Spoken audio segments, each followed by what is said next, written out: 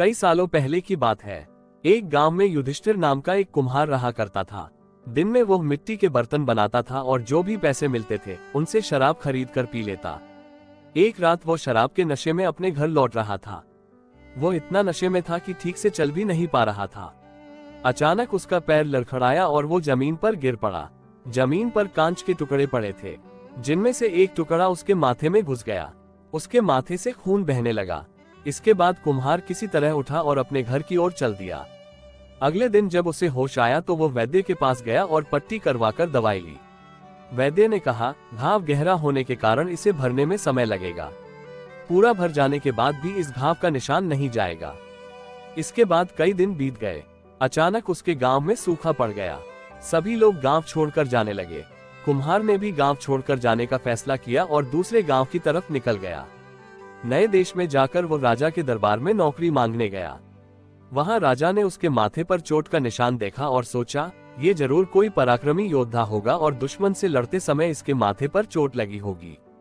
ये सोचकर राजा ने उसे अपने दरबार में एक खास जगह दे दी और उस पर विशेष ध्यान देने लगे।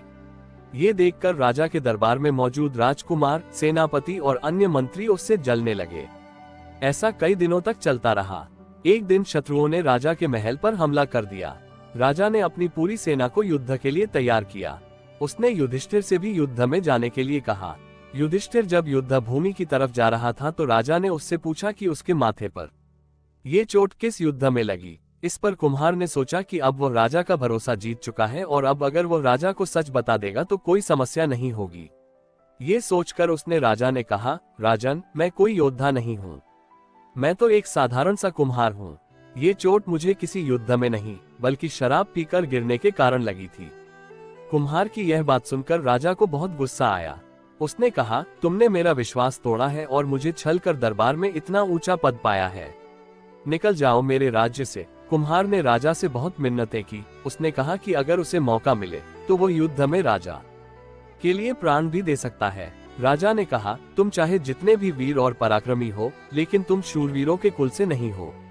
तुम्हारी हालत शेरों के बीच रहने वाले उस गीदड़ की तरह है जो हाथी से लड़ने की जगह उससे दूर भागने की बात करता है। मैं तुम्हें जाने दे रहा हूँ, लेकिन अगर राजकुमारों को तुम्हारा राज पता चल गया तो वो तुम्हें मार डालेंगे। इसलिए कहता हूँ कि अपनी जान बचाओ और भाग जाओ। कुम्हार ने राजा की बात मानी और तुरंत उस राज्य को छोड़कर चला गया। कहानी से सीख। इस कहानी से यह सीख मिलती है कि इंसान की असलियत ज्यादा दिन तक छुप नहीं सकती। एक न एक दिन राज खुल ही जाता है। हेलो दोस्तों, तो कैसी लगी कहानी? अगर पसंद आए तो एक लाइक और सब्सक्राइब जरूर करें। मिलते हैं अगले वीडियो में, तब तक के लिए जय हिंद।